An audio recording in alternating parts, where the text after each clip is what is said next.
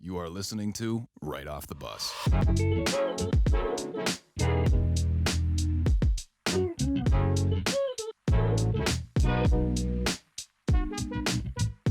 Hello, everybody, and welcome back to another episode of Right Off the Bus. I'm Chandler Hutchison. That is my fantastic co-host, Pat Mahoney. And we're excited to bring you guys episode number 17 on April 21st. Pat, I got to tell you, man, I was hoping to come on here and talk about how I had this awesome week of running last week. I had my 40-mile week, my 7.654, 5.67.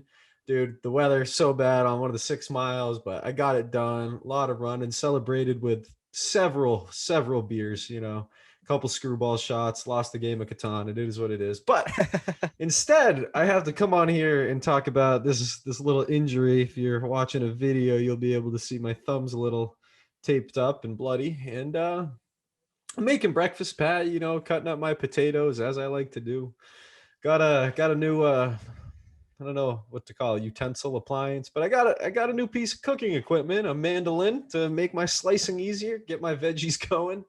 And didn't use the guide on it because I didn't like the way it was working, and absolutely sliced my finger open, knowing immediately that it was deep and it was a lot of blood. And man, paper towels, they looked like a crime scene, dude. I had like the paper towels wrapped in duct tape deal going on. Well, yeah, as soon as you see like the blood start coming out, that it's deep, because no small incision, regardless, like I feel like even a small incision hurts, but like you instantly look down and you see red pouring out, it's pretty deep.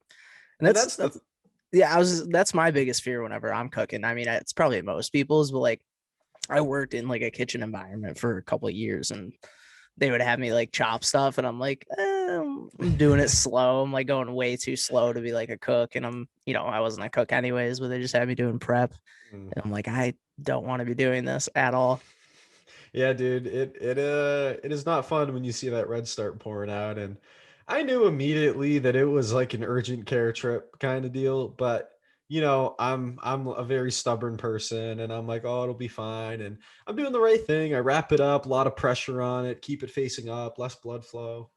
But man, it just kept coming. And my dad is that like an emergency room deal, or is that like a Med Express deal? Like, I don't know.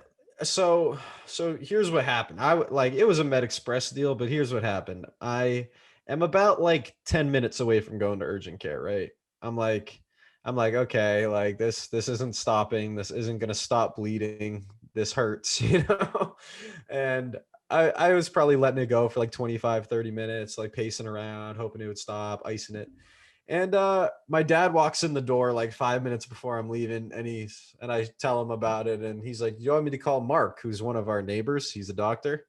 And I was like, "Sure." And he happened to be home, and I went down to Mark's house, and Mark checked it out, and he like has it under the sink, and he's like opening the skin, and he's like, "The fact that I can pull it apart like this means you need to go get it stitched up." Yeah, Mark's like, "Why are you here? Like, this is a waste of time coming here, even though I'm a doctor." It's like, I was at a certain point. I was hoping he would stitch me up, but he didn't have like the necessary stuff. Like, I didn't think he would have any of that stuff at his house. I mean, I don't know what doctors keep at their house, but he said if his wife was home, who's also a doctor, then he would have known where everything was. She would have been able to grab it all. but so the much more active Chandler's taking a little hiatus here. He's down to my level. He's chilling. I have done my runs the past 2 days, Pat. You can still run with a finger, but no rock climbing, no cooking either for you. You're gonna. I did get home and prep the rest of my potatoes, man. I wouldn't have done. I would have just microwaved something at that point and be like, I'm not going through this. Yeah, I was lightheaded, but man, like I'm with the doc neighbor, and he calls the urgent care and says, "Hey, do you guys do stitches?" They say yes. He's like, "Yeah, you need to go." So I go. She says about to be a half an hour wait. It was an hour 45-minute wait, but it's all good. I sat there super lightheaded, getting dizzy because of the blood loss, the lack of hydration, and I kind of cut myself while making breakfast, so I didn't really have any calories in. You got nothing. Yeah, you're like a weight cut. You're like cutting weight in the UFC. You're all lightheaded. I'm like sitting there, like leaning against the wall, and they brought me in. They glued me up. It's called Dermabond. They said it's like better than stitches for where it was on my finger. They said, it's the glue stuff. Yeah. Yeah, it's like crazy glue. And then, got some steri strips and I'm good, man. So, but yesterday I felt like absolute crap. I was just lightheaded and like sick all day till Yeah, like I can 6 o'clock. imagine. So yeah, I went to bed early, popped a couple PMs, but it's all good, man. It's all good. I'm here. We're ready to do the pod. I won't keep going on about this, man. What have you been up to? Well, addressing the technical difficulties from last week, if Mm. you're watching, you can see I'm probably on like my 7th camera angle since we started recording the podcast a few months back. It's like Third set of whoever headphones. watches video is probably really confused why I keep changing. This one, I will see the last one I wanted to make permanent, and I was like, this is where I'll be from now on. And then, sure enough, it had been kind of reoccurring, but like we could get through episodes, and it would happen like once we were done, or it was fine. Last week we cut out like maybe like 18 minutes of audio, 18 minutes of podcast because of my screw up, just because of my laptop Your difficulties. computer, not you though. So now I'm on my computer, and I think this will be my full-time angle. Might have to get different headphones than this. I mean, they're like gaming headphones, but I mean, they get the job done. But technical difficulties aside, I think I'm done with those. I think we should be good to go from now on. This should be my permanent camera angle. So I think we're good on that front. You better sign off with me tonight, Pat. That's all I'm saying. Yeah, Chandler had to sign off alone last time. I felt bad. Now I'll be there with you today. So God willing, I'll be there with I you couldn't today. speak about your golf what we learned enough, man. I really Computer didn't willing. know. No, I know. I figured not, but you know what? That's fine. And speaking of golf, I've been out Right. golfing a ton lately. I'm actually kind of tired, which I don't know if that means I'm out of shape because I'm tired from golfing, but I've played 54 holes, so 3 rounds of 18 in the last 4 days. So Jeez. I had one day off, and I golfed today before recording, and then yesterday, and then Saturday, and it was freezing Saturday. But regardless, Mm. I've been shooting good. I've been shooting the best I have since high school. So I was on the golf team in high school. I've been shooting way better than I think even when I was back then. So I'm happy about it, and I'm gonna keep playing a lot this season. Aging like fine wine, man. How long does 18 holes take to play? That's like, But like 4 hours. dude, that is a full day right there, Yeah, you make man. a That full day of it. is. That's the thing. Like I used to just want to go out and play 9, like in high school and stuff. I was like, oh, 9 holes, perfect, couple hours. That's just not enough anymore. Like I get through 9 when I'm playing 18. I'm like, that was so quick. Like I couldn't imagine leaving the course right now. And I know anyone who listens like golfs too. It's like 18 is just the way to go. It's you make a day of it.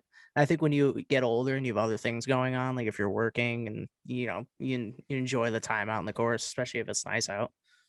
Hey man, maybe when I'm out in Western Mass, you're gonna have to bring me to a driving range or something because I've never golfed other than Yeah, putt putt or going to Top anytime Golf we one can time. we can hit the range anytime. I'm down to show you a few things. I've never been to a driving range. I've never played a real golf. Like it's all foreign to me. It's Took me it's like the whole 2 frustrating. hours at Top Golf to learn how to swing. So like, You wouldn't want a golf course Pat as podcast Pat. That's just what Ooh, I'll say. gets You don't want intense out either of there. the sometimes if I'm not playing good. Hey man, as long as you're not snapping any clubs or anything, I think you're all right. Yeah, I think we're good. All right, and then before we move on to some headlines, Chandler, I just wanted to say I don't know. I don't even know when this happened. I think it happened like right after recording last week, or maybe we just missed it. But shout out to UMass Yeah. hockey, our boys in Western Mass, at least my boys in Western Mass. I know you're out in Eastern Mass, but the boys of UMass getting it done for hockey. I know me and Chandler don't talk hockey, but we know plenty of people at UMass. Roommate's brother, a bunch of my friends from school went there, so one of my friends goes there now, so I was happy for him. Big celebrations there. UMass hockey's always good, but they got it done this year. Dominant fashion too, 5-0. So just wanted to shout out UMass hockey as well. It's so crazy seeing Massachusetts national champion. Like they won national championship in hockey. It's Man, weird. that's just crazy. That's awesome. You don't think about any Massachusetts schools winning anything, so it was cool. UMass Lowell they were good. They almost made it too. I think UMass beat them to make it to the Frozen Four, so that was cool to see. Frozen Four sounds just way better than the Final Four. Like it's just way cooler. Frozen Four is sick. Frozen Four is wicked cool. It's a great name. But Pat, moving on, man. You want to get us started on some of these headlines we're going to touch on? Yeah, this happened earlier in the week, but Carlos Rodon or Rodon, I don't know how to pronounce it, but on the White Sox threw a no-hitter versus Cleveland. He lost a perfect game in the 9th inning, but it's always cool to see a no-hitter. And I was thinking this begs the question. Obviously, we've never seen a no-hitter in person. It's just astronomical, the odds of seeing that. there's been like 35. Yeah, exactly. Let alone like perfect games and no hitters. But when you go to a game, Chandler, it's kind of a tough question because it never happens. So of course, when I go to a game, like I would love to see a no hitter. But like, would you rather see a no hitter or just go and see, a high scoring game? Would you rather see like an 8-7 game, or would you rather like just once go and see a no hitter? I obviously like there's so many variables in the two. I think like There is. It's a tough question. can one team still score a couple runs, like not just 1-0? But Yeah. I'm gonna say I'd rather see a high scoring game unless I go to a game where there is an elite pitcher.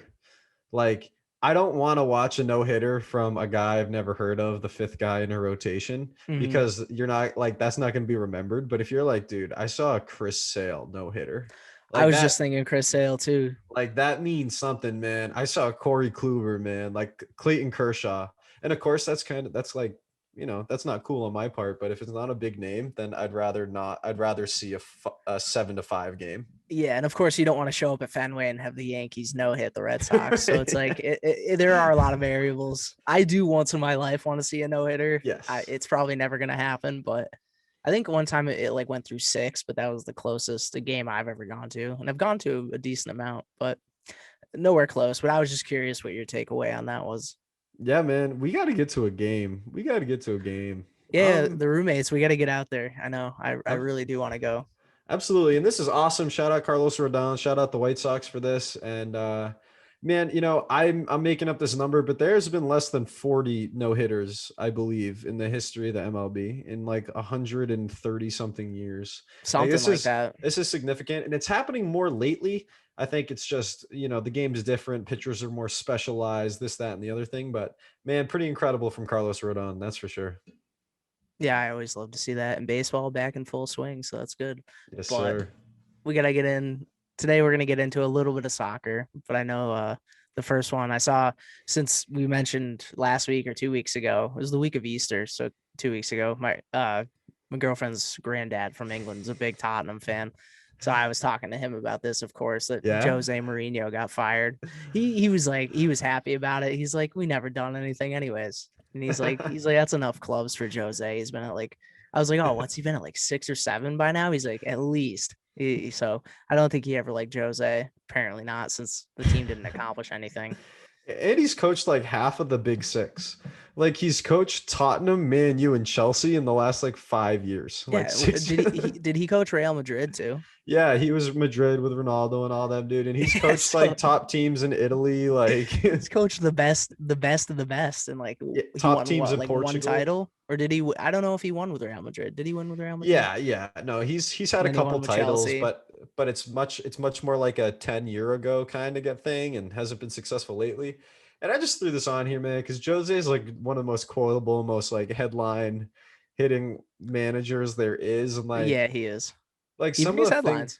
yeah, like some of the things that he says are just so ridiculous. But he, when he's like when they're bringing out all of his stuff from like Tottenham Stadium in his office, he like takes a video of all the reporters, and he goes, "This is my life. I get no privacy, no private," and that's just what he posts on Instagram. I love it. If I was someone in the press or in the media, like I'd be nervous to interview Jose, because I feel like you never know which version you're gonna get. Like some days he Mm. might want to answer questions, but most of them, I mean, he's an intimidating guy. Yeah, I mean, he's a soccer manager, but like like I don't know. 60% of the time he's just angry and harsh, and then like 40% of the time he's like charming and funny. So like you said, like you're more often to get him on a bad day than a good one.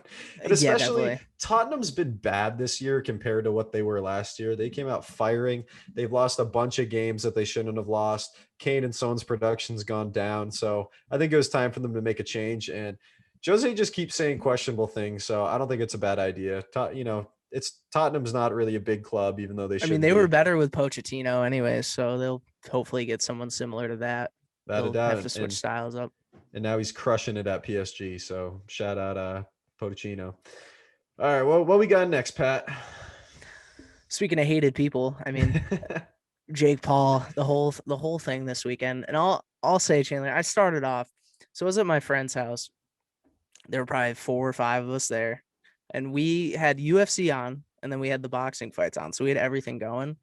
And I could just look, I gauged the room. I'm like, we could not be more bored right now. It was just, the whole thing was just a debacle. Like usually I'm very entertained by UFC cards, but by the time I got there, so I got there, there were 7 fights left. And I stayed through all 7. All 7 were decisions. So there were no finishes. It was just, that was boring. And then in the corner, the disaster that this whole Triller Fight Club event was with the boxing fights. I remember I think when the main card started, there was a fight and then 30 minutes of concert. Mhm. And there was only one real boxing match. The others, it was like Frank Mir, who was a retired UFC fighter out of shape, fighting some guy who he had no business fighting. In between every fight was like 30 minutes of concert. You had like Saweetie, who I don't even know who that is. I was like, this is terrible.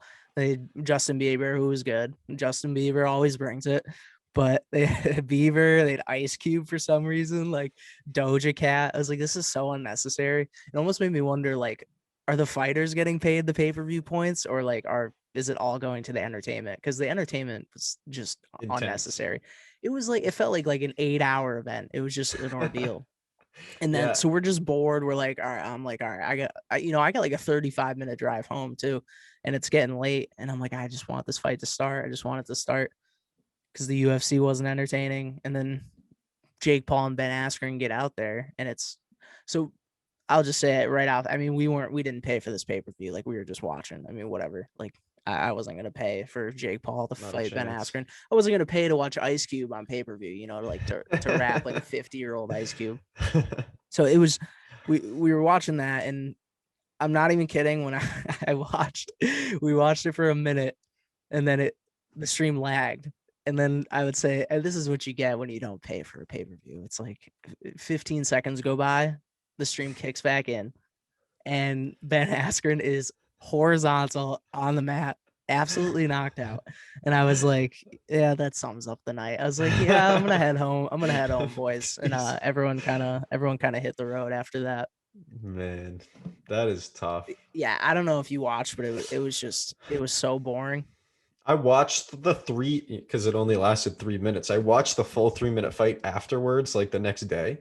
And man, yeah, it was a mess. Like, one thing I learned today is that Triller apparently is launching like a live entertainment concert like system or so. Yeah. I guess they're trying to kickstart it, and no one thought it was good. Everyone was like, who's trying to watch these people? Like, it's just not what fight fans wanted at all. And I get that you're bringing in Jake Paul fans. I understand that too. Yeah, it was the whole younger crowd. They're trying to get younger crowd into it. And like, it sucked to me. They had Pete Davidson on commentary, who I was like, what? Snoop.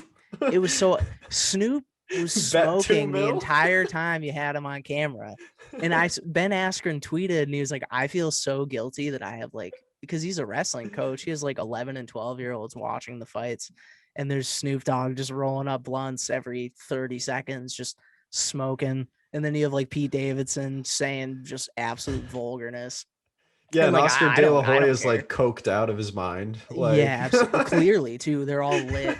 And but then it was just a weird mishmash of talent, because then you had Michael Buffer, you know, the most storied ring announcer of all time, introducing the fighters.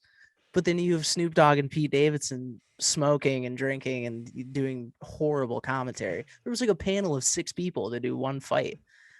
It was just, it honestly felt like a mess to me. Like, it wasn't entertaining. And I'm sure there's a younger crowd that like loved it, but I couldn't get behind it. Pat, we're old heads at 22, man. We're like, yeah, honestly, kids, man. it makes me feel like an old head that I was just not down for it. I was like, this really is Gen Z crowd. Like, I missed the boat on that one. We weren't included, man. We're getting passed over. I didn't think it would happen this fast. We're not even a year out of college. But dude, honestly, you know, the takeaway that I had from this is watching it is, one, Ben Askren looked horrible. I mean, we know Ben Askren has no hands. Like, that is like none. We already knew that. He's an Olympic wrestler. He's a collegiate champion, NCAA, and he's a wrestler. That's how he made his entire career. The dude has no stand-up game. So yeah, he wasn't a champion by punching. Yeah, man. And there's a reason that Jake Paul fought a YouTuber, a retired NBA player that was much smaller than him, who had never really boxed, and now a retired UFC fighter that is a wrestler and a grappler and had a bum hip. This dude, his hip is destroyed. Like, He had hip looks- surgery in August, which basically like pretty much like replaced his hip 7 months ago. And not only that, in MMA, he fought at 170 consistently throughout his whole career. He weighed 191, and it showed. I mean, he was doing weigh-ins. He looked like a stepdad. Like, it was crazy. Like, he had a full, almost like a beer belly. I don't even know if he drinks, but he was just out of shape. I mean, he Looked like a trained. stepdad. Yeah, he trained, and he said he didn't miss a practice, but I'm sure he didn't go hard. And he told us from day one. He said, one, like, as soon as he signed the bout agreement, he's like, this is about money first. And then two, I'm trying to have a good time. So he did like all the press tour and everything, just talking trash as he does. And he had fun. I think he had fun doing it. I don't even think he cares that he got knocked out. Like, he was walking out smiling with his wife, Right. which people were pissed about that. But like, I would rather see that than a guy who's out cold, like I'm happy for Ben. Like, I like him. He got a payday. He got knocked out, but he doesn't even. It takes some like real character to just not care that you got knocked out by a YouTuber. Like, Yeah. he didn't lose anything in that fight. He walked out with his wife, headed home with his friends. He said the next day, like, his friends were over, like, they were grilling, drinking, like, just having a good time. Dude, you think Ben Askren hasn't taken harder shots? Like, he's been knocked out, he's been choked out, he's been guillotined, he's been everything, And yeah, man, he was smiling. Dude is posting stuff on his social media 5 minutes before the fight. Ads. This dude raked in more money from this fight and the promo than he did every UFC fight combined. I guarantee it. This dude, I was shocked to hear this morning on Flagrant 2, listening to Schultz's podcast, man. This had the 12th most pay-per-view sales in fight history. 1.2 million. Yeah. And do you know what would happen if Jake Paul fought Conor McGregor? That would be a top 5 pay-per-view event ever. Yeah, I really don't want to see that. Don't either, but I would love to watch him get knocked out, man. And here's the thing, Jake Paul shouldn't fight real boxers and like real MMA kickboxers and boxers because he's going to lose to them. But he's fighting the right people. This dude's not going for a belt. This dude's not going for boxing glory. He's making the most money. And dude, they said this on this podcast too. And I hate that I'm saying this. He's the most interesting boxer in the world right now. He's making more money than any boxer in the world other than Floyd Mayweather, where Floyd's not fighting, and Pacquiao. Yeah, he sold more pay-per-view than Deontay Wilder and Tyson Fury too, which was like the biggest rematch in heavyweight history. I mean, for our generation anyways, obviously the Tyson days, but for our generation, like, for those two guys, and then to have Jake Paul beat that. And like you said, like, he's going to keep picking and choosing who he fights because it's smart. It's the smart thing to do. Why is he going to go fight? I hear people like, let him fight middleweights in the UFC and bring him over like a Luke Rockhold type. It's like, why would he do that when he can just keep fighting guys who don't know how to box and he can make this much money? Like, why would he put himself in danger? I mean, he probably has something to prove at the same time, but he might get to 6-0 professionally. And then, what do we have to say? What do we have to say at that point? He'll be millions of dollars richer. Yeah, man. And speaking off that is, this kid has made more money in 3 boxing fights than any boxer has ever made in their first 3 fights, in their first 10 fights, in their first 15 fights. You have to have 25 fights before you get to a heavyweight WBO, 12 different titles in boxing. This kid's just doing it for the money, and he's doing it well, man. Like, the entire fight world is talking about this. This entire Joe Rogan, Dana White are saying this kid has power. This kid has potential. The kid's young. He's like 23, 24. Dude, Robbie Whittaker beats Kevin Gastelum the other day. And in the post fight, he said he'd fight Jake Paul. You just won a fight in the UFC and you're talking about Jake Paul in your post presser, man. Like, he has the entire fight world on a string right now. It's brilliant what he's doing. There's something to be said about his marketing ability. And like, that's the thing. Like, it's almost like he made it Jake Paul versus like the MMA community. Like, for some reason, we're not talking about real boxers fighting him, which would be a problem for him. We're talking about like him embarrassing MMA fighters and making it look like they can't box. Like, Mike Perry wanted to, was shouting him out. You have Dylan Dennis shouting him out. He was calling out Tyron Woodley. He said something about Daniel Cormier, who's like 260 pounds and retired. It's just, it's smart, but it's like he's aggravating the entire MMA community with more my community. And, there's nothing they can really do about it because he's not going to fight And I don't think he'll ever fight Connor. That's the thing. Like Connor's too small. Connor walks around like 170 because when he fought, Cowboy at one, he was like 169 pounds. It was pretty much his natural weight. He probably maybe cut like 3 pounds. He probably weighs like 173 and he gets down to lightweight typically at 155.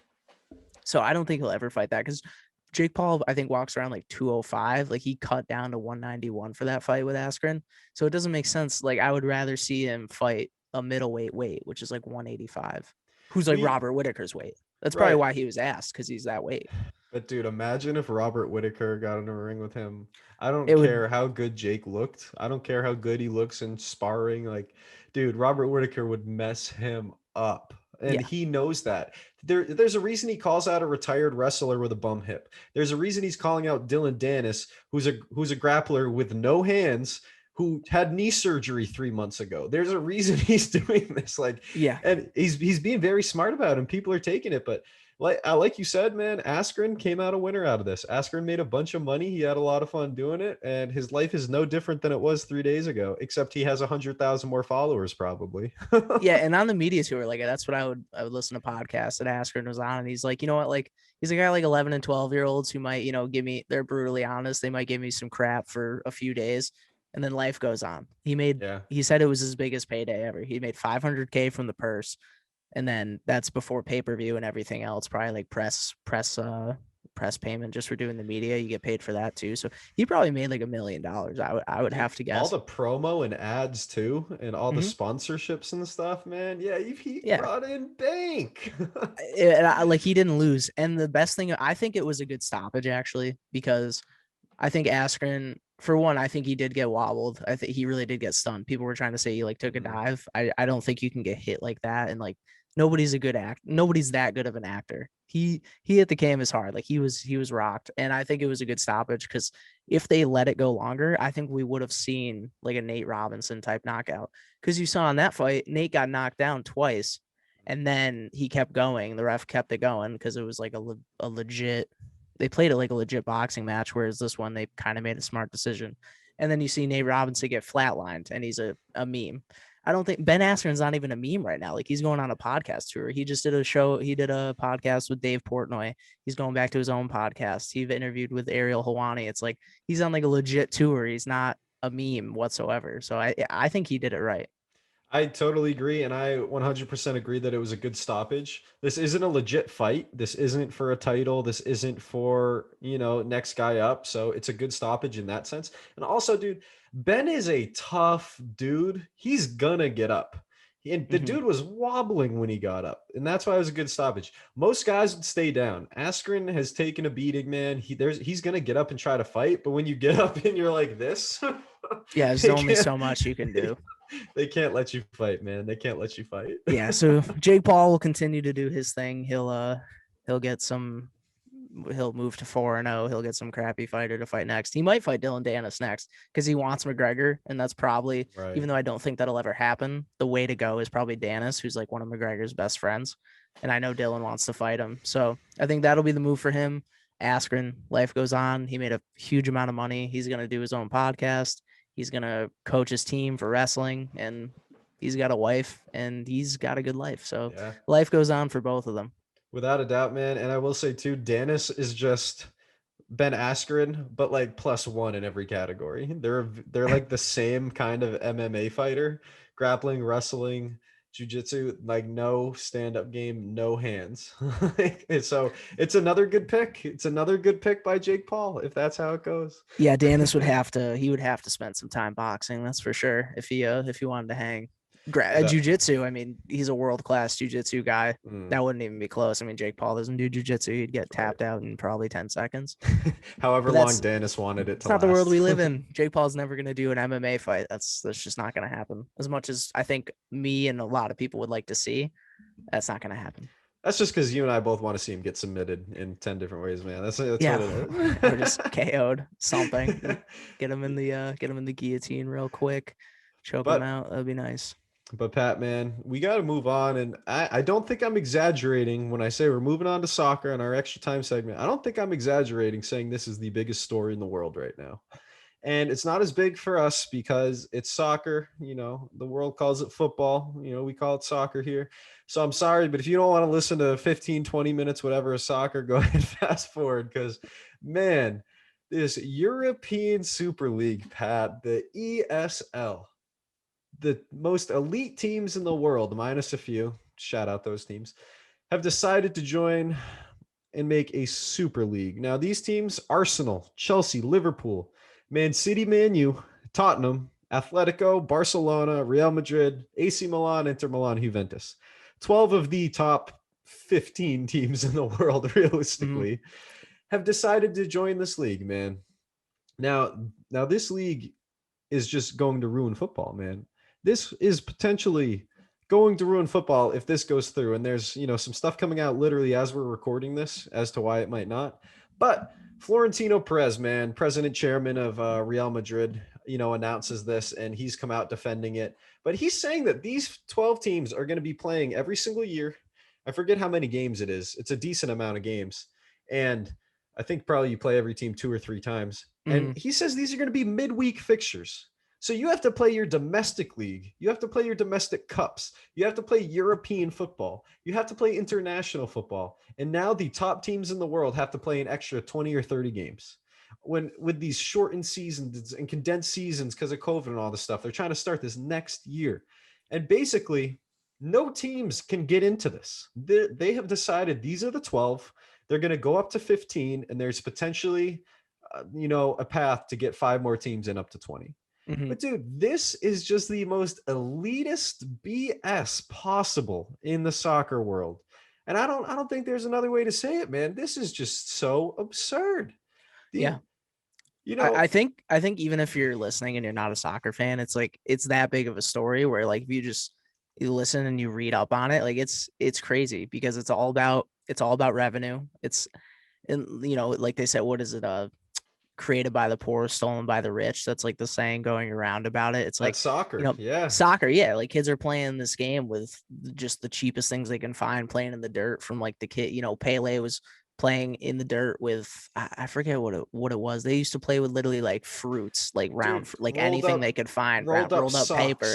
Yeah. Rolled up socks, newspaper, like anything they could find. And now, all the way from there, you have these clubs where you win the Champions League, you make like $100 million. They were saying that they could make like up to 400 million if they take part in this. So of course the higher ups and, oil tycoons and any higher up is going to want to make that type of money. Florentino Perez, they're going to come up with any excuse that they can, but it's all about revenue. It's like he said, oh, you wonder why these young generation, like 18 to 24 aren't interested in soccer anymore. It's like, and then I saw a tweet. It was like, oh, retweet this if you're 18 to 24 and interested in soccer. I was like, I am. Chandler is. I saw it had thousands, it had like 40,000 retweets, and it wasn't tweeted that long ago. So it's honestly just, I agree with you. I think it's a line of BS. I get why they're doing it. I mean, money runs the world. It's revenue.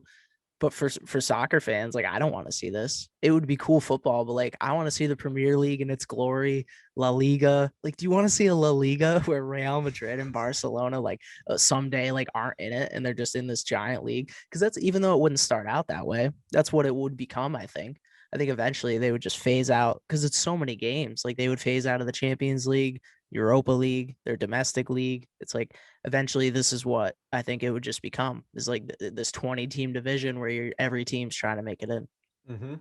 I absolutely agree, man. And this just gives no chance to smaller teams. This gives no chance from Leicester City moving up 6 divisions in 7 years and winning the Premier League. Now that's just out the window. The fact that West Ham right now is in a Champions League spot, they can't get to this league. It doesn't matter how much they win. This is absurd, man. And it just robs those lower teams of money, of chance, of anything.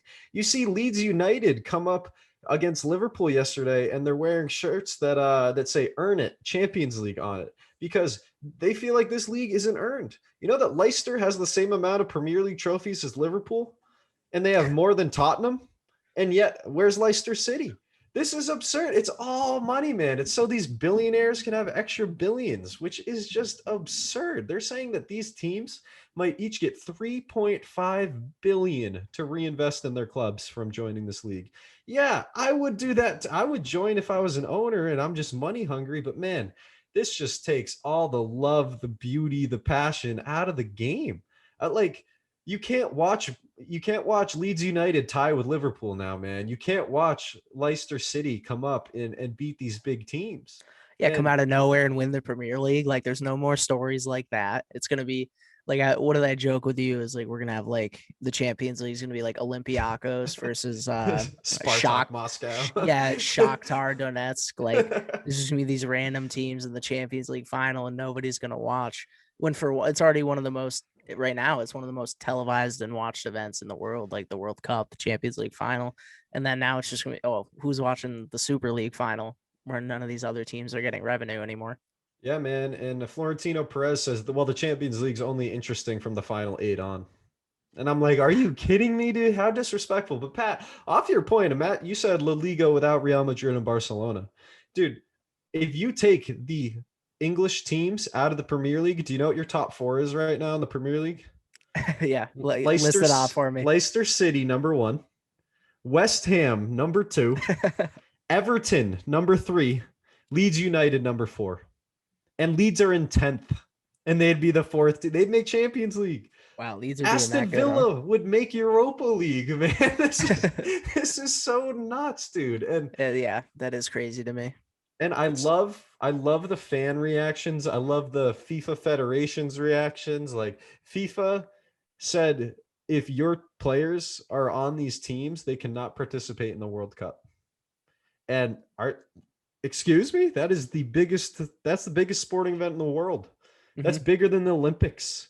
And you're saying that these guys might not be able to play because they're on their teams. I love it. Strong arm them all you want. Get them all to withdraw.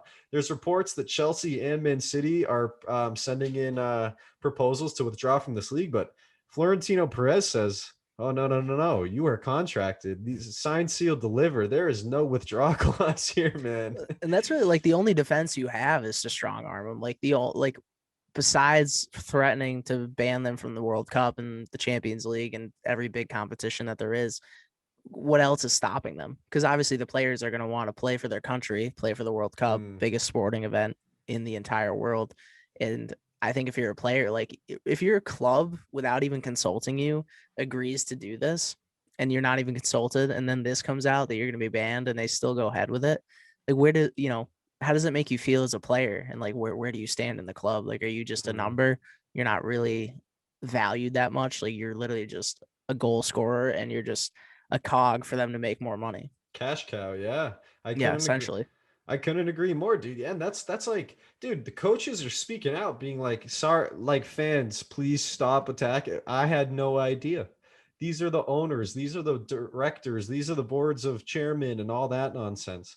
And man, like, Liverpool played yesterday, and dude, Liverpool fans are at the team saying, rip Liverpool, 18 whatever to 2021. Like, now you are walking alone. Like, all this stuff, man. The grandson of Bill Shankly, who's a Liverpool legend, great man. He has a statue outside the stadium. His grandson asked his statue to be removed because he would not stand for this. Like, this is crazy. Klopp is talking about this. Pep, man, Thomas Tuchel, Zidane are all like, this is over our heads. This is not ideal, but we're just the coaches, man. And the players didn't know. The players didn't know about how do you not tell Kevin De Bruyne that he's now playing 20 games against Real Madrid, Barcelona? Yep. Like, Yeah. Are you kidding? It doesn't make any sense to me. I can't even imagine as a player, like Sergio Aguero's leaving, but like someone of his caliber, Kevin De Bruyne, and you're not even consulted about it. So I feel bad for the guys in those clubs. But then how do you feel, if you're one of the German teams that, or PSG and you're one of these teams that said no? It's like, if I'm a player, those are the clubs I want to go play for, where the higher ups are like, no, we're not going to do that. We're going to keep soccer tradition as it is. And it shows you how deep soccer tradition goes too. Like, you have all these guys from generations ago and affecting the current generation too. You have the fans now, the fans back then, the players back then. everyone just in disagreement of this besides the top guys at, the owners, the big funders. Yeah, absolutely. And man, this is just so nuts. But like you said, those are now the destination teams. Dude, you don't think that the Bundesliga and Ligue 1 and all those dude just got way more popular?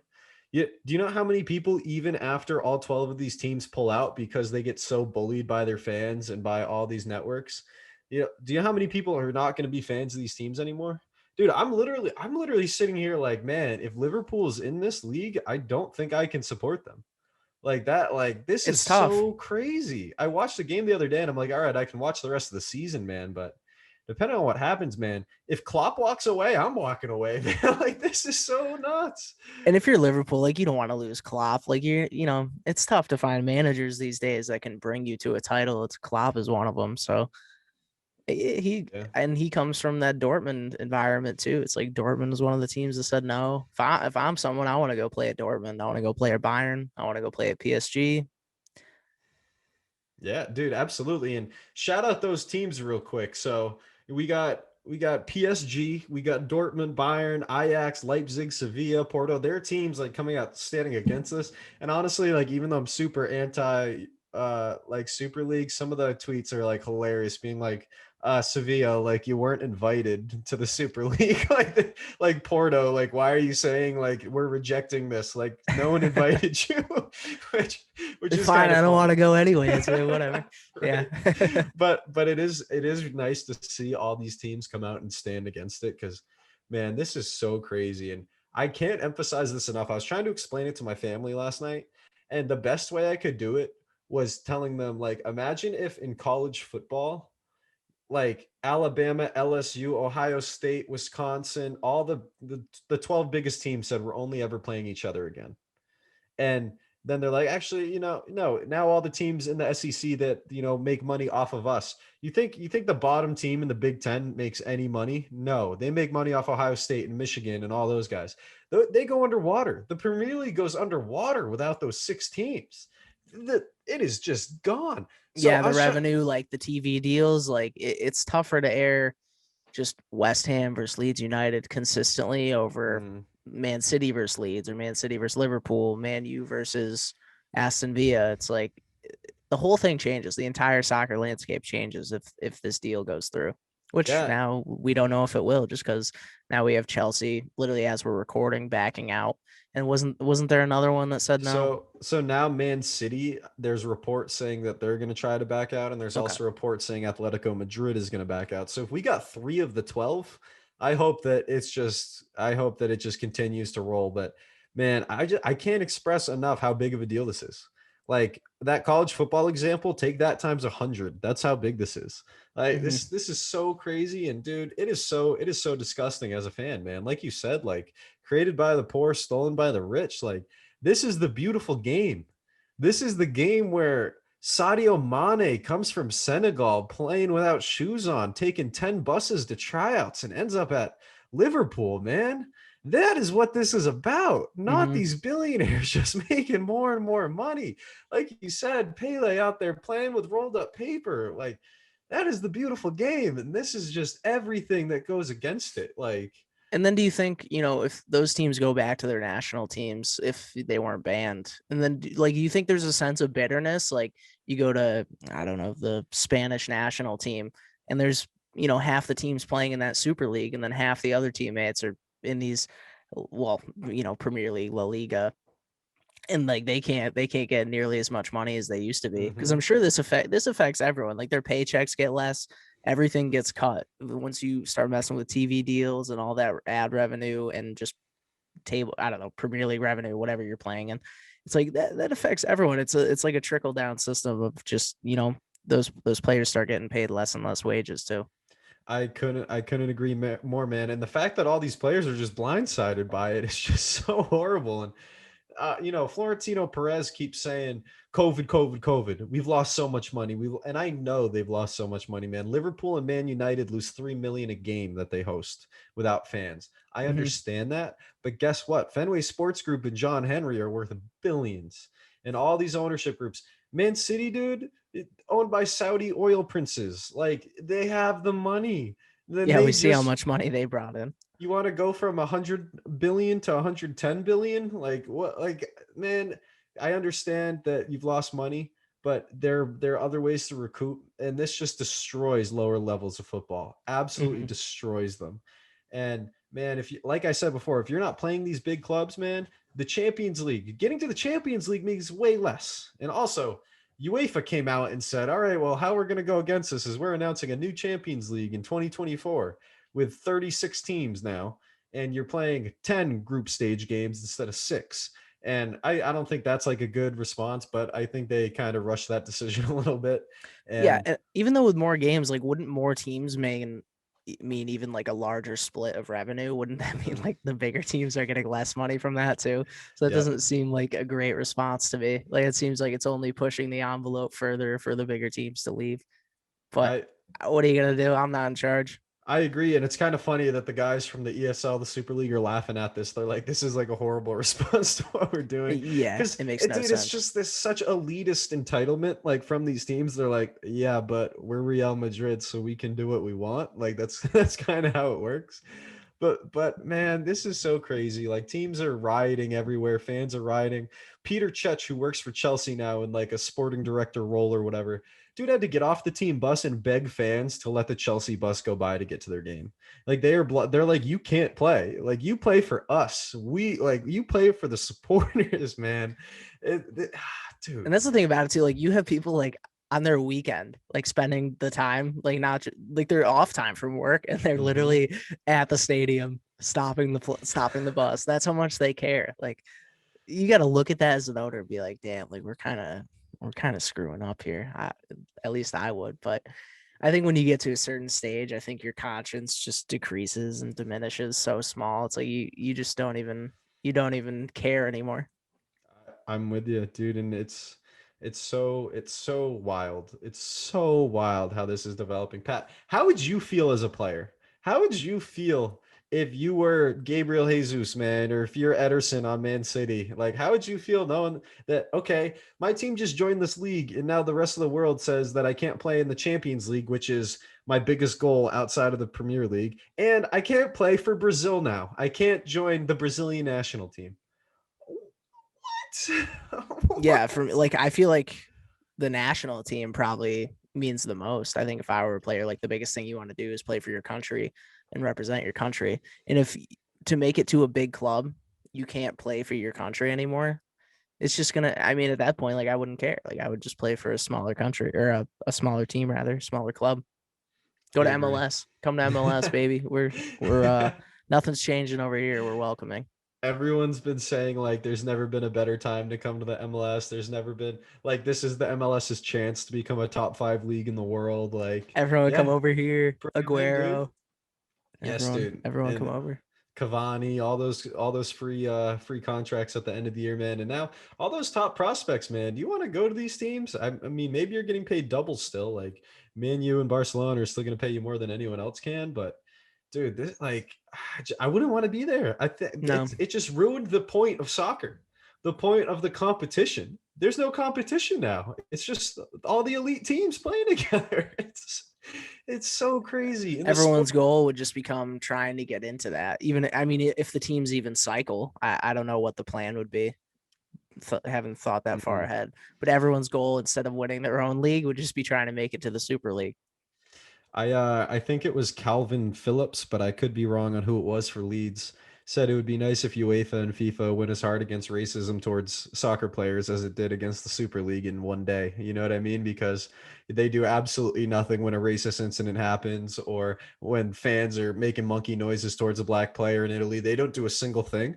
And then now it is just the biggest uproar ever. And people are like, "Oh, no, we didn't know you guys had this kind of energy. This is this is a surprise for Yeah, us." someone, back in the day, you got people throwing bananas at Danny Alves, and Mm, he picked it up and ate it, which was a great response. But like, that's right back at her. nothing was nobody batted an eyelash from a higher up standpoint. You had fans and Sports Center and social media were pissed about it, but then you got the higher ups don't even say anything. There's no statements made. You got Raheem Sterling being ridiculed from the sideline, which doesn't make any sense to me because the amount of African and African American players in the Premier League and just in Europe in general that are really carrying the sport. Anthony Martial, Raheem Sterling.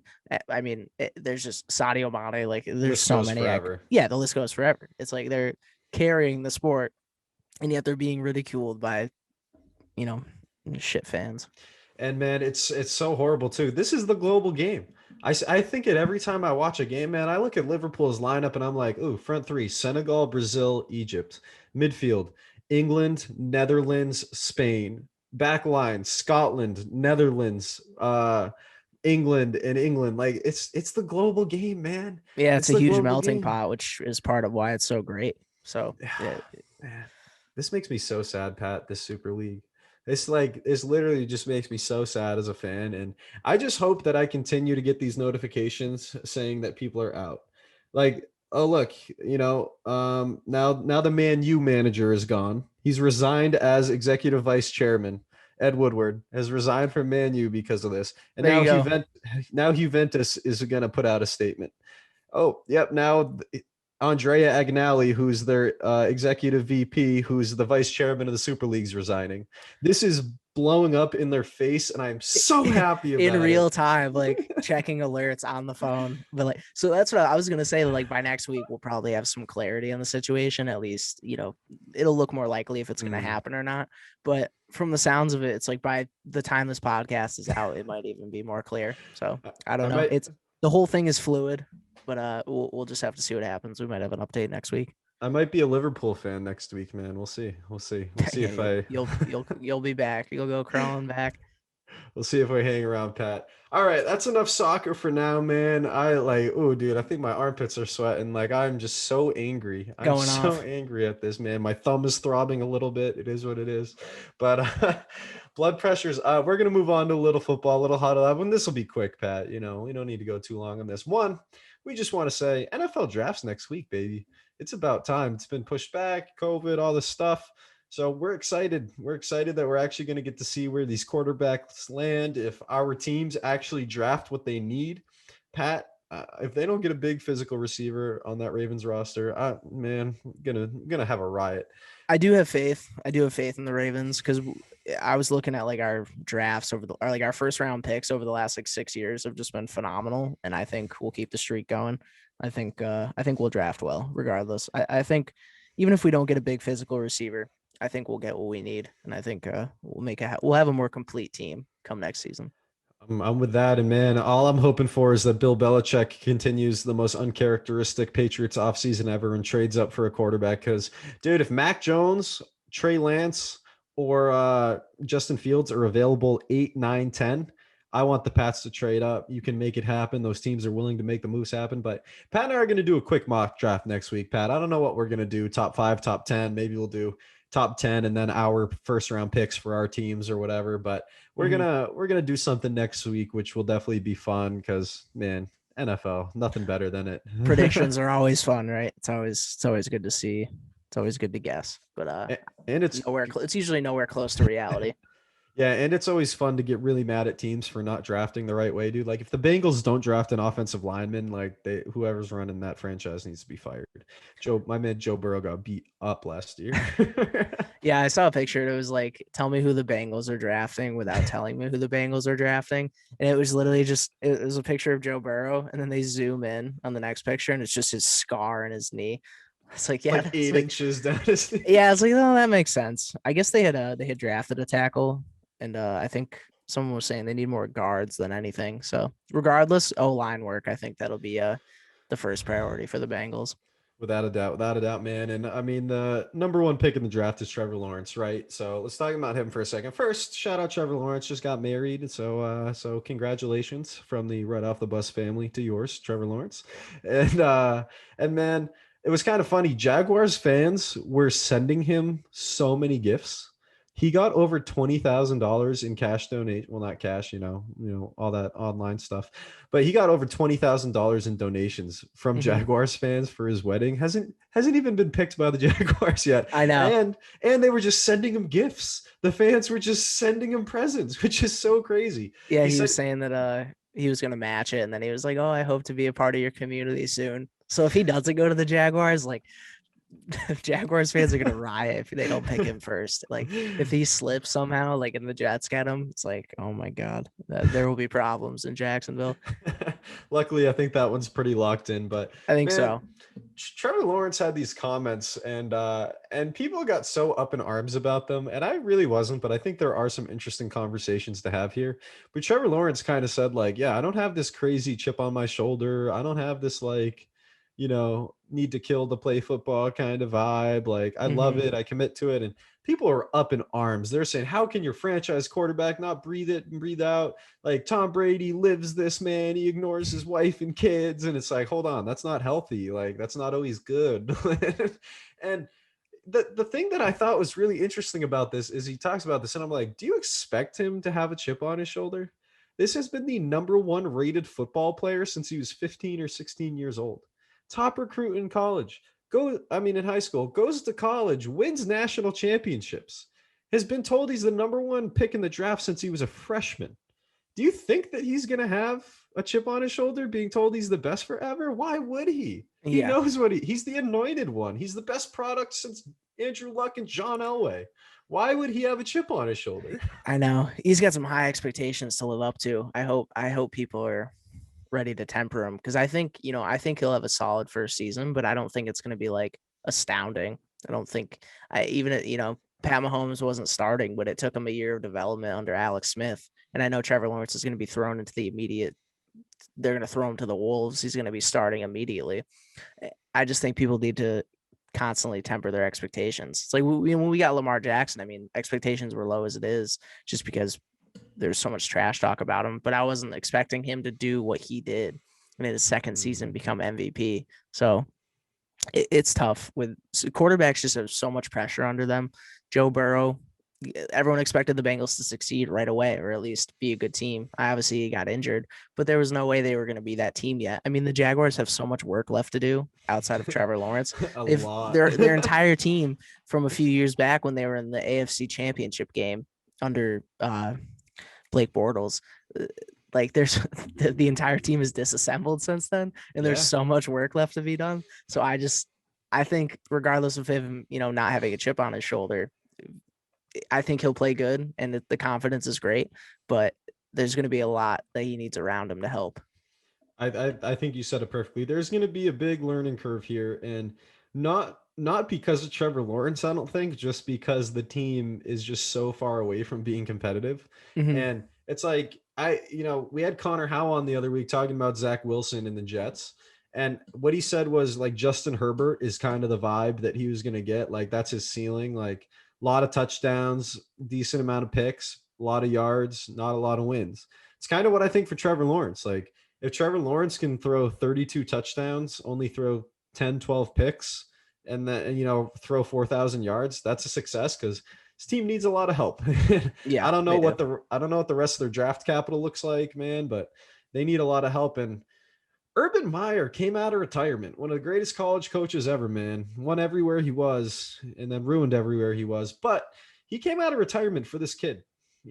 This is the single reason why one of the best college coaches ever came out of retirement. So Trevor Lawrence, like you said, has really high expectations. It's going to be interesting to see what happens this year for sure. Yeah, they're to your point, they're taking the right steps. Urban Meyer was a good pickup. I think he'll be a good coach there. I think, like Gruden, it's going to take time. I mean, the team's not there yet. The Raiders are getting better. It's taking time. But like we said, the Jaguars have work to do. I think Trevor Lawrence, Urban Meyer, first two good pieces to the puzzle already. And yeah, we'll see what happens from here. I'm just excited to see them not go 1-15 this year. I always think back to that tweet. Like they went they started 1-0, and they had some cocky tweet, and yeah, didn't go anywhere up from there. No, not at all. And dude, just real quick off John Gruden, man. I miss John Gruden on Monday Night Football. I And do too. I really miss John Gruden quarterback camps too. That was like I the miss his best half an analysis. hour. Yeah, dude. That was like the best half an hour show. I'm like scrolling last night and I see QB 21 with Kirk Herbstreit, and they like made Kirk Herbstreit do like the same kind of thing.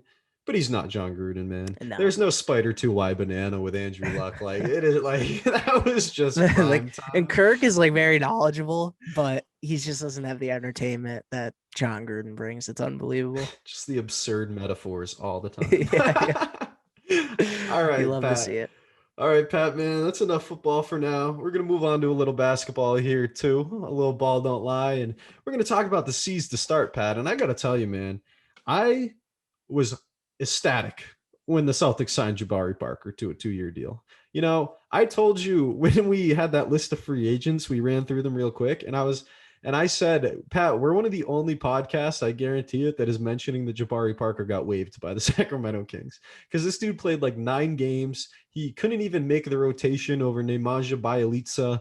Like, Jabari was like out in Sacramento, man. He comes to the Celtics and has 2 really solid games. He scored like 15 in the first game, played okay in the second, had a great dunk on alley-oop from Jason Tatum and a couple other nice plays, but he looks out of shape. But he's going to figure it out, man. And now he's pretty much the only power forward on the Celtics roster outside of Grant Williams. So I'm really excited Jabari's there to fill that role. We need scorers on the bench, and this just brought our bench's potential up a lot.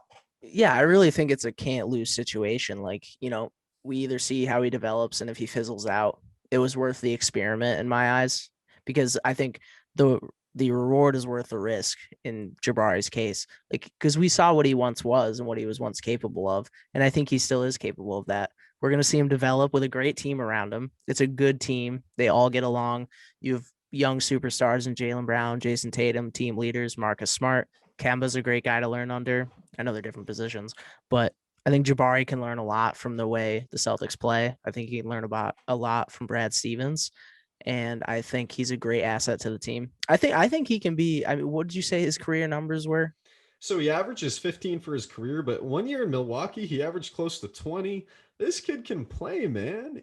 This was the top recruit in high school before he got hurt. Then he got bumped down to number 2. This was the second pick in the draft.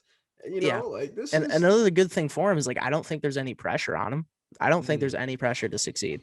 I think if he does bad, so be it. But I think coming off the bench, playing with a great team where he doesn't need to be the number 1, the number 2, even the number 3 guy, I think that's a position he can thrive in. He'll be a great role player. I think so too, man. And now the Celtics bench went from like horrible, like not good No at depth. all, to now potentially depends who you want in there. I'm gonna name 6 guys real quick, but Peyton Pritchard, who's inconsistent, but he's figuring it out. His range is unbelievable now, but his defense is lacking. Evan Fournier, Romeo Langford, who has been a shock since he came back, how good his defense has been. Jabari Parker, man, Tristan Thompson, like you got options. You got options now on D, and we didn't have scorers on the bench. Oh, I forgot to mention Marcus Smart. How did I forget that? By the way, But yeah. right. But dude, that was the 6th. Oh my goodness. But man, Jabari Parker, like you said, can't lose situation. What you get rid of Mo Wagner and you get a project that could be a 12-point per game off the bench guy, fill in at the 4, at the 3. And honestly, I see Jabari as a small ball 5.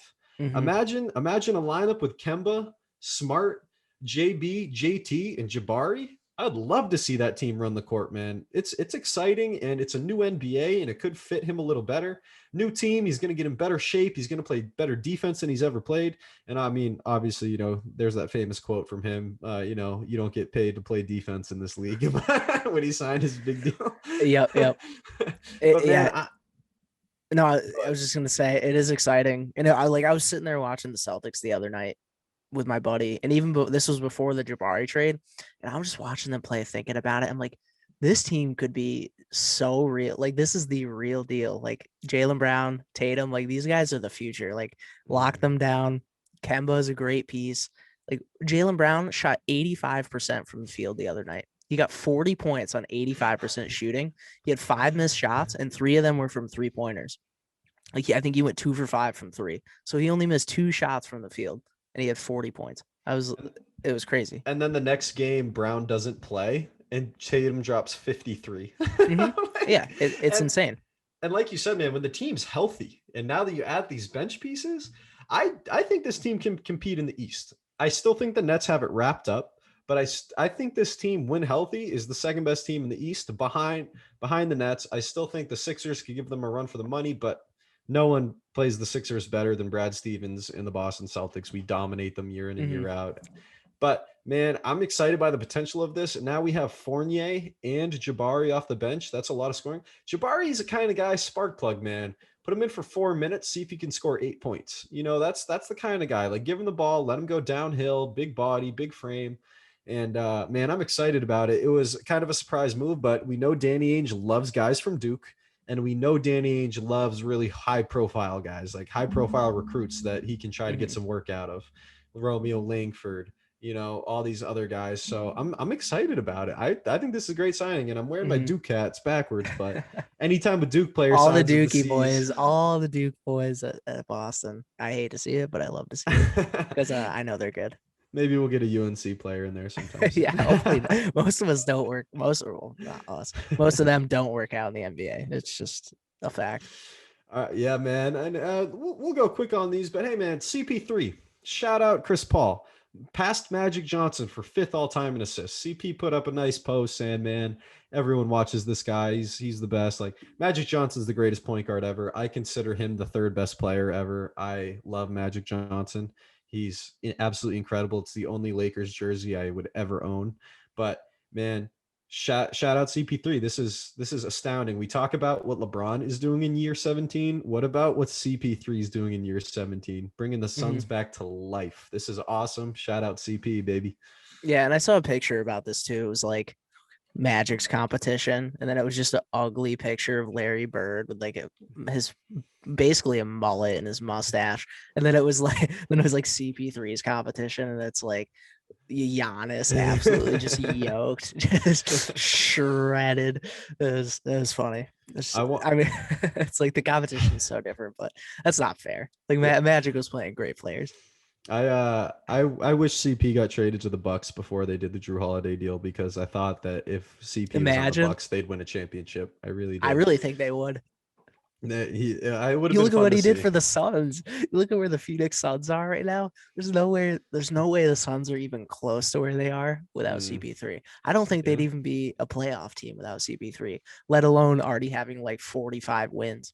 Yeah, no, I'm totally with you, dude. They traded like Ricky Rubio and like a bunch of picks basically to get him. So Mm-hmm. fantastic movie. He's making way too much money, but CP is legitimately in the MVP conversation. He's incredible.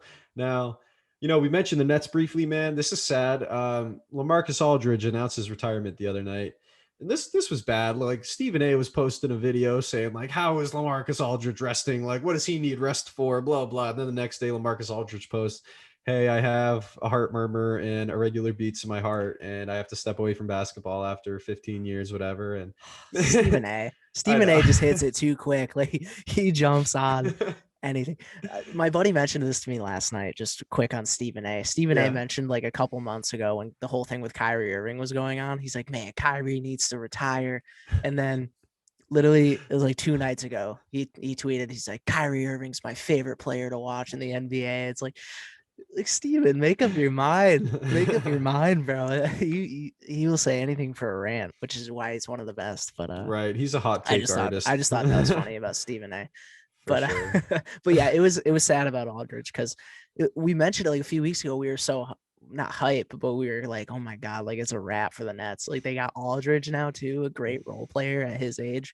And then yeah, it was sad. Like, he had like the heart murmur. Is that like an Mm. irregular heartbeat? Yeah, something like that. And it was Yeah. basically, they're like, hey, this is something that has to be monitored and checked out and fixed. And like, you can't be playing, you know, at an elite level with this going on. So he decided it's That's time like to step away. there's been a lot of athletes where that happens. Like since I follow MMA, it's like there's so many MMA fighters where there's been a situation like that with an irregular heartbeat. Like Dan Hardy, the British commentator, that's why he had to retire Mm, because he had a irregular heartbeat. So it's weirdly a common thing. Not common, but enough more happens common. enough. Like the Yeah. only place I hear about it is athletics. I don't really hear about it otherwise.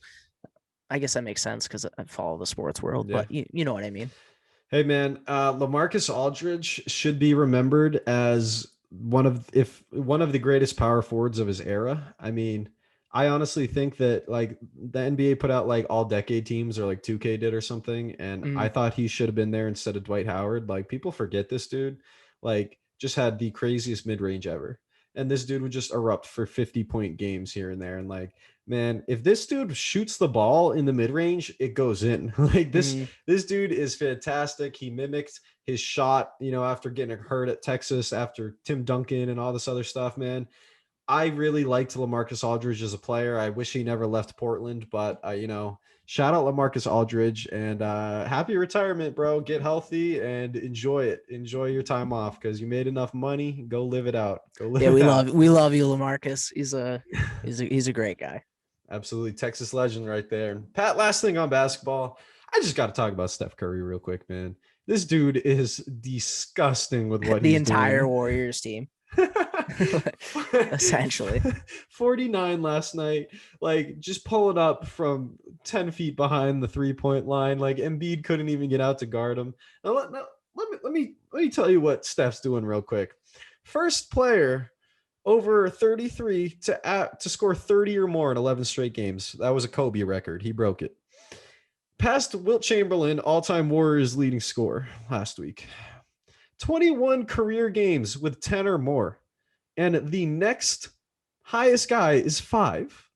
21, then 5, then 3, then 2, then 1. 72 threes over the last 10 games. Obviously, that's the most ever because only 5 people have, like, only a couple people have hit 10 in a game. Mm-hmm. Man, and then also first player since Wilt Chamberlain to average 40 a game on 50% shooting through 10 games. This dude is playing historical basketball, and Tim Legler said it on Get Up this morning on ESPN. Steph saved the second half of the NBA season. He had a duel with Tatum. He's having a duel with Embiid. He's putting on these crazy historic performances. There's no LeBron. There's no AD. KD sits out for months. Harden sits out. Kyrie sits out. No one cares what Giannis does anymore because he's done it for 3 straight years. Zion rests games. Like Bradley Beal and Russell Westbrook are horrible. Like this has saved the second half of the year. I want to watch Warriors games again. Like he's playing the craziest basketball he's played since that 16-17 season. Like, this is incredible what Steph is doing. And I just want to shout out Steph because this is otherworldly right now what he's doing. Yeah, it's really the Splash Bros entertainment, but without Clay. Like he's pulling the weight. He's pulling all the weight there. I wish Clay was playing too because it would be Oh so fun. yeah. Imagine like the Splash Bros were the NBA right now, as it is Steph. Like you said, I mean, he's probably the face of the NBA in the second half of the season. And speaking of his greatness, I think my buddy said to me, one of those random sports center facts that they always put out. It was like, I think it was like April 17th. And it said Steph Curry has scored the most points in the month of April, like all time. And there was still, there's still 2 weeks in April at that point. Like, and he Because he's already had averaging passed it. 40. Yeah, because there was like over 10 games. He scores 50, he scores 30 something, he scores 40. It's like, no wonder he did that. So here we are a few days later, and then we still have like 10 more days of April. So if he plays all those games, like with the minutes he's been averaging too, he's going to absolutely smash that record, and it probably will never be touched. As weird of a record as it is just for the month of April, that's insane. Dude, Steph had 29 going into the fourth last night, scored 49. Put up 20 in the fourth against the top seed in the East. As That's the in 9 crunch seed in time the too. West. Yeah, with no Klay Thompson and James Wiseman's out for the year now. Mm-hmm. Like, shout out Steph, bro. This is crazy. He is not a top 10 player yet, but he will be by the end of his career. Like Oh, yeah, this all time. Yeah, yeah, you have to. I mean, he's probably the best shooter of all time, I would say. easy. And he changed the league. He changed the league, man. He really did. And yeah, man, I just wanted to shout out Steph and what he's been up to. And just one more quick NBA thing. LaMelo Ball's returning to the Hornets in something like 7 to 10 days, cleared for some individual basketball Oh, sweet. activities. I And didn't see that. yeah, he's gonna be back for the end of the year, man. And if you've watched the NBA this year, LaMelo's been one of the best players to watch in the league. So I'm pumped LaMelo's coming back too. Hope he gets healthy soon. Yeah, if he didn't get injured, I mean, he's rookie of the year through and through. I don't know who it'll be now, but he could still win it for all I know. I mean, I don't know how many games are left, not many, but he was rookie of the year until that injury. Yeah. No, I'm with you there. I'm with you there. Shout out Melo, getting healthy. All right, y'all. Always fun talking basketball like we love to do, and we'll have more next week, I'm sure. Pat, excited. The playoffs are starting soon, man. The season's winding up. But, Pat, we got to get on to some listener questions. And I'll tell you, man, if you didn't know how big this Super League stuff was, four of our 8 or 9 listener questions that were submitted were all about the Super League. And I just want to shout out our boy Matt Robles, and he said, "Just can you talk about the Super League because it's clearly not for the boys." And I was like, Matt, you're right. It's not for the boys. I'm gonna go. It's not for the players. That's what he means. But not going to talk about it anymore because we spent so long talking But about we it went earlier. off on it in the episode, so Yeah. I think we got our point across. I think definitely. I think all the questions were answered, all 4 of them. One of them was literally just anything Super League. I was like, oh, geez. but Pat, I like this one right here, man. What is the biggest what if in sports history? That's from our boy Joe Braverman. Shout out. Let me speak. Let me speak official on Instagram. Biggest what if in sports history. And I'm not gonna make any like sweeping ones like this is the biggest, but I'm gonna just do some of my personal ones. But if you got any you want to start off with? My mind instantly went to basketball. I think like at first I was thinking like what if Jordan wasn't around just because of the other great teams that would have won, like Karl Malone and John Stockton probably would have got a Mm, title. The Knicks would have got a title. But I think what really is what if Jordan never played baseball? What if he never retired and then came back? Like what if he played the entire way through those whatever, like three, I don't know how many seasons it was, 3 seasons, something like that. it was 2.5. Yeah. 2.5. So what if he stuck around? Like, would we have a LeBron Jordan conversation if Jordan had stuck around in the middle of those, even if he lost one? If he won 1 or 2 more titles, like if he had 7 rings, 8 rings, like is this even a conversation anymore? So I think for me, that's my biggest what if. Like, what if Jordan never retired and like the last dance, I mean, like the whole documentary like essentially would have changed that, and it would have been, Mm, it was already about how great Jordan was, but I think like that clear cut, he would be the greatest of all time in everyone's eyes. I don't think there would be any comparison. So I think for yeah, me, that's at least what I can think of now. I think that's my biggest what if. man, we could do this question every single week. We could come up with a million of these. But yeah, Yep. dude, if Jordan never retired, could he win 8 straight? Or would the fatigue, because it was 2 years off 3, or would the fatigue just destroy him? Because Mm-hmm. that's ridiculous to go to 8 straight. That's It Bill is. Russell, man. Yeah, But that's insane.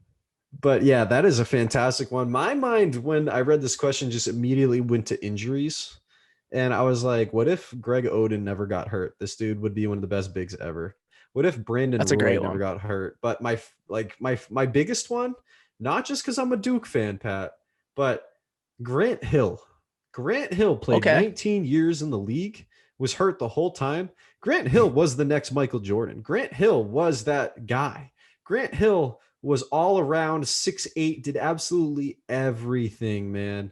And if I pulled up Grant Hill averages, people would be blown away with what this dude did in the NBA. And I think that is one of the biggest ones for me. I just go to injuries immediately. And then, there's a like as a Pats fan, I'm like, well, what about that Eli interception or Yep. that Speaking of David injuries, I Tyree think catch and I think even though, just to list another one, what if Derrick Rose never got injured? oh I think that man. one for me too. As soon as you said injuries, I was like trying to think of the biggest injuries. If Derrick Rose never got injured, he's one of the greatest point guards of all time. Hmm. He's I already think I mean, he's not one of the greatest, but like in terms of pure talent, he is, just not mhm. accomplishments, just because of his injury. Right. Yeah, dude. And there's a million of them, but those Yeah, we those are could keep definitely going, like you said. okay. Okay, actually, here's my number one. What if ever I've actually thought about this, and I just thought Len Bias, Len Ah, Bias, good one. ODing is the biggest what if in NBA history, and I'll tell you why. Because the Celtics won the championship the year before drafting him. Okay, so they were bringing on the number 2 pick, who was supposed to be that next guy. He was like Sean Kemp. He was 6'9", power forward, could do everything, bounce ability out of anywhere, man. He was unbelievable out of Maryland. But then McHale is less hurt. Parrish is less hurt. Walton is less hurt. Bird is less hurt. These guys playing way too many minutes. You have a young 22-year-old playing 30 minutes a game, take 10 minutes off all these guys. Yeah. The Celtics dynasty would have continued way longer, but Len Bias is actually mine. Great question from Joe Braverman. Gotta love it. Pat, we talked about Marino a little bit, but this is just kind of a yes or no quick. Did Marino deserve to get sacked, do you think? Or do you think Tottenham is just going to Tottenham?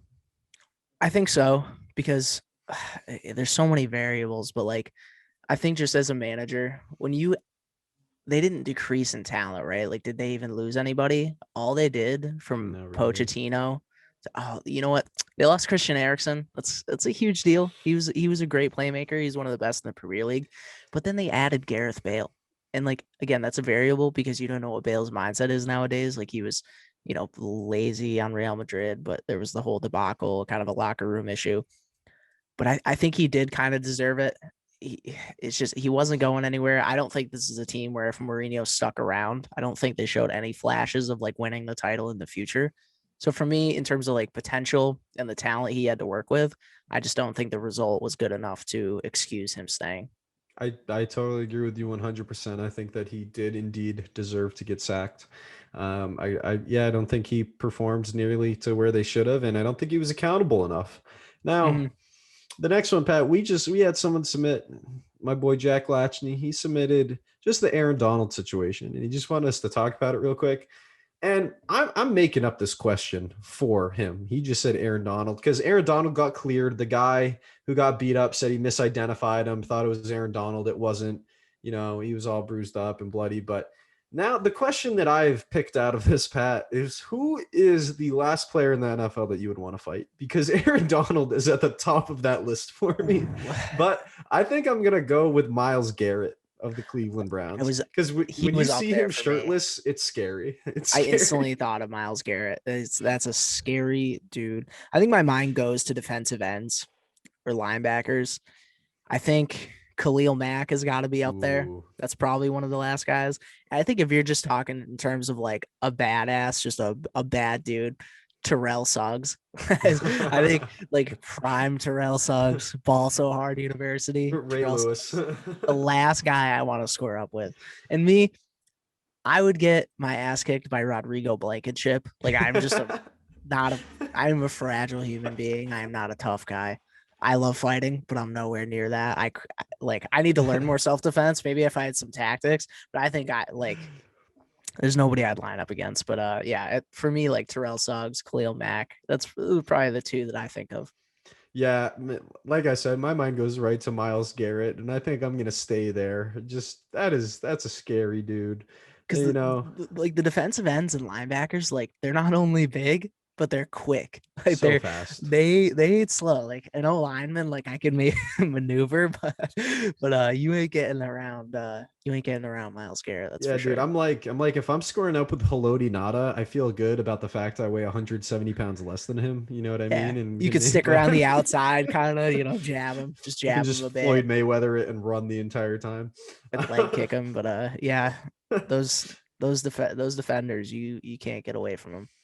All right, we might have to just go sport to sport with this question and talk about who we wouldn't want to You fight. could pick someone from every sport. Yeah, But there's no all doubt. right, next week we'll do basketball. We'll see. But Pat, before we get on to what we've learned, man, just got to get a quick word from our sponsor as always. Shout out Book Thinkers. So you guys know, but if you read personal development books, you got to go check out Book Thinkers. This company is dedicated every single day to helping you fulfill more, and it's all through books. So please head on over to Instagram, check out their podcast, because this team is helping you discover new books and new more mentors every single day to help you achieve more and live better. And I can say it myself from 10 different books, but if you read the right book at the right time, it can change your life. So please type in Book Thinkers to Instagram, go to bookthinkers.com, check out the pod. They just put out episode number 52, Pat.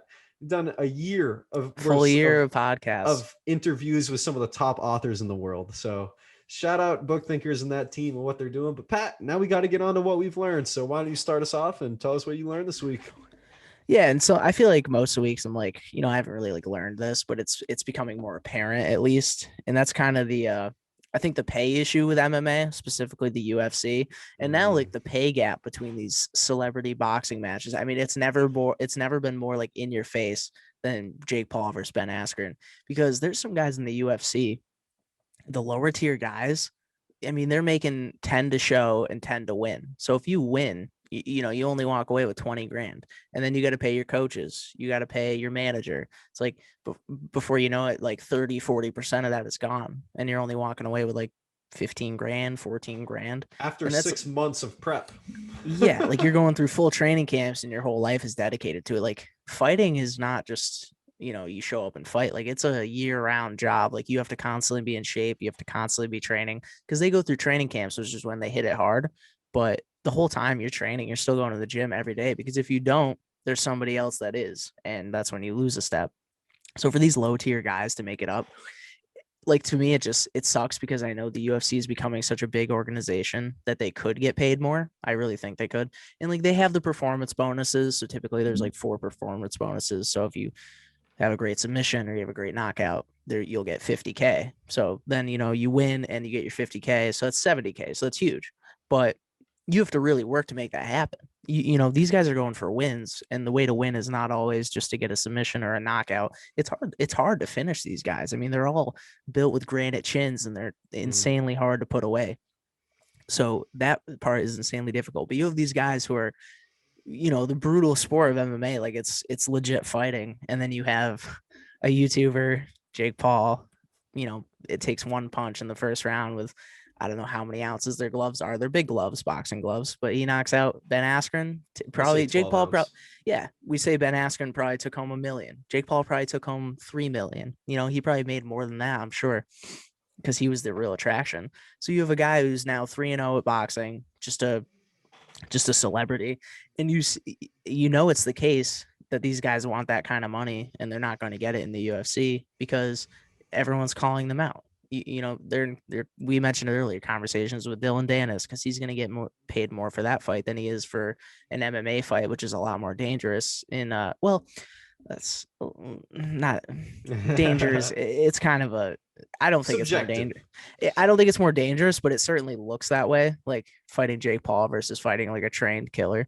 So I guess for me, yeah, it sucks. I hope the fighters get paid more. That's what I would love to see. And yeah, I would say that's what I've learned is just that it's become more apparent than ever, the fiscal problem of MMA pay versus, now we got celebrity boxing making this crap ton of money.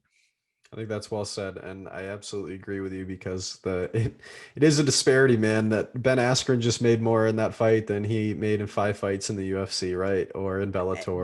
That sums it up right there. That was his biggest payday ever, and he was fighting Jake Paul. And according to guys like Dylan Dennis, Bellator pays more than the UFC in some situations. So you do get paid more just because you can have sponsors on your shorts. So you can make more in that way. Like the UFC doesn't allow that anymore. You get paid by the sponsor, which is Venom now. Like Reebok, you got paid by Reebok. But Brennan Schaub said it best. He was making like $100,000 a fight just off sponsors. And then that was part of the reason he retired is because they switched to Reebok and he was going to be getting paid like maybe 20% of that. So, I mean, if I was him, I would retire too. It's not worth getting punched in the face. That's fair. That's not the taste that you and I have for sport, man. No, I want to see these guys get paid. I'm with you. And Pat, speaking of money, man, I'm not going to just continue on about the Super League, but I will say that I don't think any sport is safe from this money hungry, greedy culture that has infiltrated sports. And it's nothing new, but I have learned through this Super League process that I don't think any sport is safe from it. You would think that, something like soccer, like we call it the beautiful game, and, it's built from the ground up. You would think that is the sport that would be safe from it, but it's not, man.